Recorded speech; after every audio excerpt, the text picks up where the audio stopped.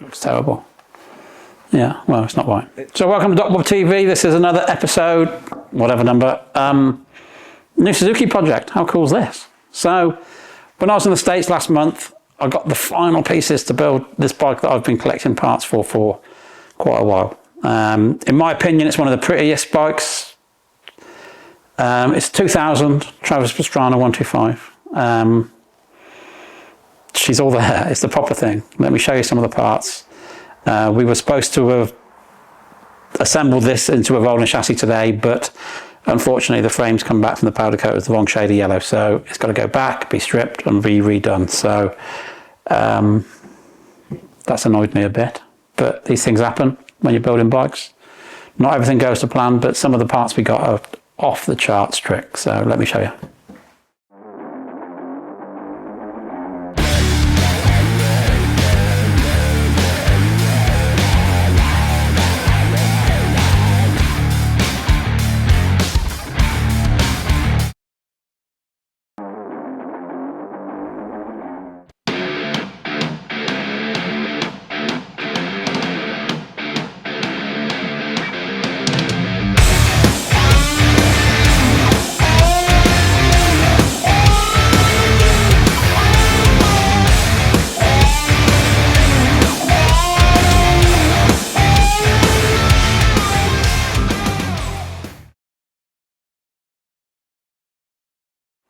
So to start off, we have mocked up the front end just so we can see quite how bad the frame colour is. Factory triple clamps, aluminium bottom, magnesium top, oversized bar mounts, quite tall because Travis is a tall old boy. We've got the right bars, just a fender, nothing special about that. But then little things like the top hat washers, the Suzuki, the washers are all red, the top hat part's all blue. Don't ask me why, but they are. So the frame's got the lugs in for the factory skid plate. Forgot to get that. So that's the factory skid plate. This is the outdoor version. They run carbon fibre for indoors. So that's going to look pretty. So it's just there. Very nice. Let me show you some more bits. The thing's fucking cool.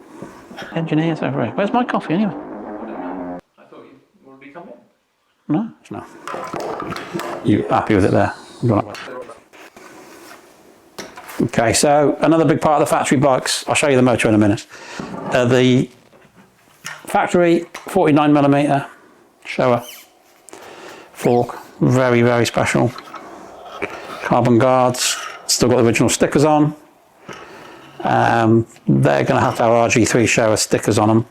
Front brake, magnesium caliper, billet carrier, braided hose, and your Nissin straight push factory front brake, master cylinder. We've got the popper lever for that with the 2 adjusting bolts. Even got the rubber for that, which is very rare. So that's the front brake, that's the front end, your magnesium and your alley clamps, your black pro taper bars, and front wheel. Can I go and get the front wheel? So this is the genuine Suzuki front wheel. Popper gold, 280, massive floating disc. The front hubs are polished. You can see when an aftermarket guy's polished them, we get rid of all those ribs. The factory ones, they didn't bother. They're just half there, half not. So that's the way the factory were. So it's a real tool. So it is what it is. So that's ready to go back in. Steel axles, because they never use tie axles. Michelin tires. We're going to run any tubes. He ran mousses. We're going to run tubes. Not that we'll ever ride this bike, but it'll look pretty. So the wheel's good to go. So front end will be together in a few minutes.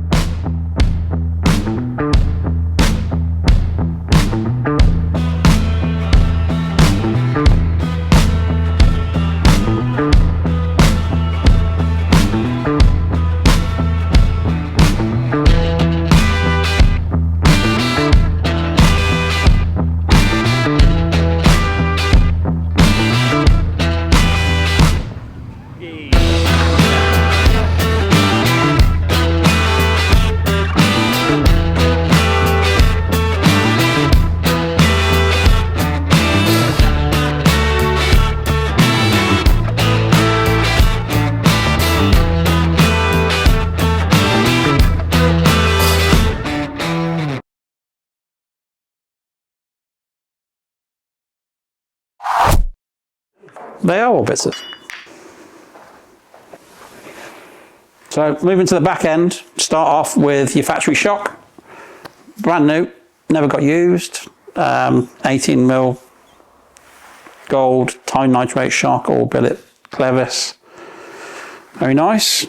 Swing arm, fluffed and buffed by my good self. Factory axle, factory brake carrier for the 240 disc, factory linkage, RG3 pull rods. Even got the proper factory bolts for the chain guide. These were my options for linkages. So we just kind of picked the one in the middle, to be honest. So all new bearings, all new bushes and everything. So that was a bit of a, did my head in a little bit. And then the rear wheel, which is the classic, it's 150 PSI in the tyre. Magnesium hub, classic gold, Michelin tyres. They ran Renthal sprockets back that year in 2000. So this has got the 4 bearing hub. It's a mag hub. Sometimes they get really furry and horrible. This one's in really good shape. So the 240 factory disc. The factory discs on the 125 were a millimetre thinner than the 250. So they were like 3.3 mil, and the factory rears were, the 250 were like 4.3. So there you go. She's bang on point. She's a 2.15 rim because Travis preferred the bigger rim for the outdoors. It is an outdoor spec with the suspension because the suspension isn't AMA legal for the production kit rule. So she's an outdoor spec. So we have got options on forks. We're either going to run those 49 mils, but we have got some 51 mils, which he did run on occasion. So there you go. What's next? What would I say? Yeah, I'm happy with it, but it's the wrong colour. Well, I'm not. Another big thing on these factory 125s, keeping them cool. The rads that I got were okay, but I sent them off to David Gledhill to be recored. That guy is the man's a genius. His day job is making radiators for the Red Bull Formula 1 team, so he knows his stuff. So he's recored the radiator, big fat, extra oversized cores, seam welded them. I mean, the man's an artist. Credit where credit's due. I mean, they're not cheap, but you get what you pay for in this world, and they are absolutely beautiful. So credit where credit's due. They look mint.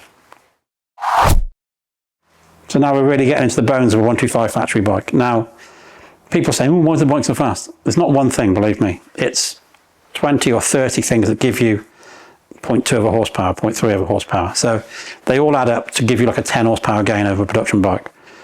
You've got to keep on top of them, but obviously your electrics are a massive difference. You really need factory electrics. You can only do so far with stock stuff. The carb on this is ridiculously trick. This is a Mikuni carb. They came production with Kian from 2002 onwards. I think 1 onwards they came production with these, but this is a factory sandcast 39.5 mil Kian throttle position sensor, power jet.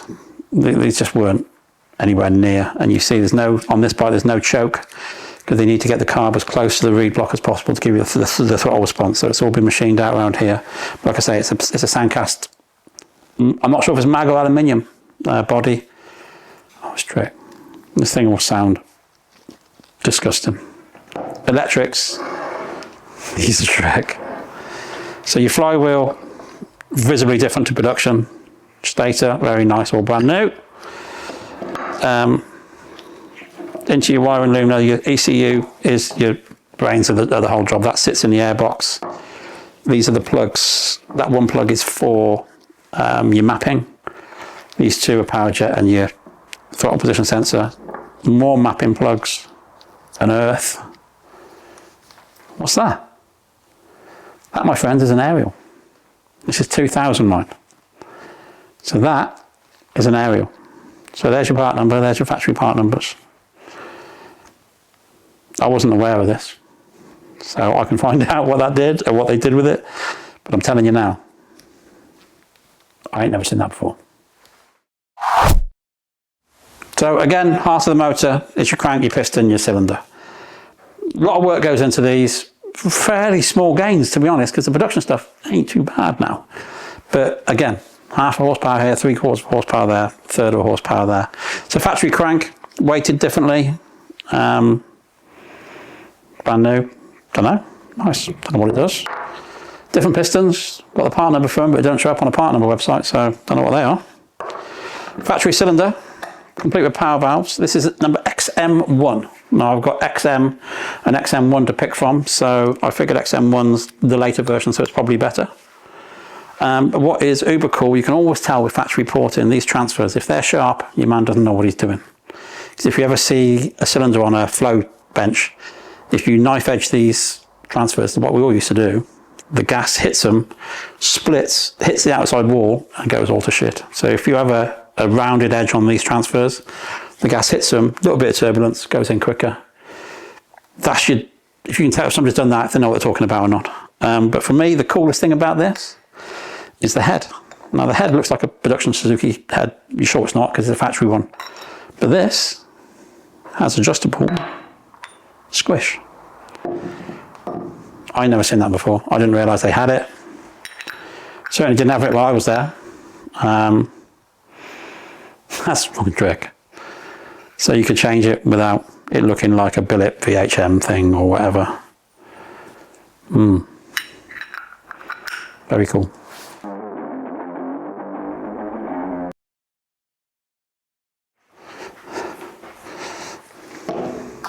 So the bike's got a full hinge and clutch, works transmission. I don't know about gear ratios, if I'm honest, but whatever they ran is in here, so we've got that.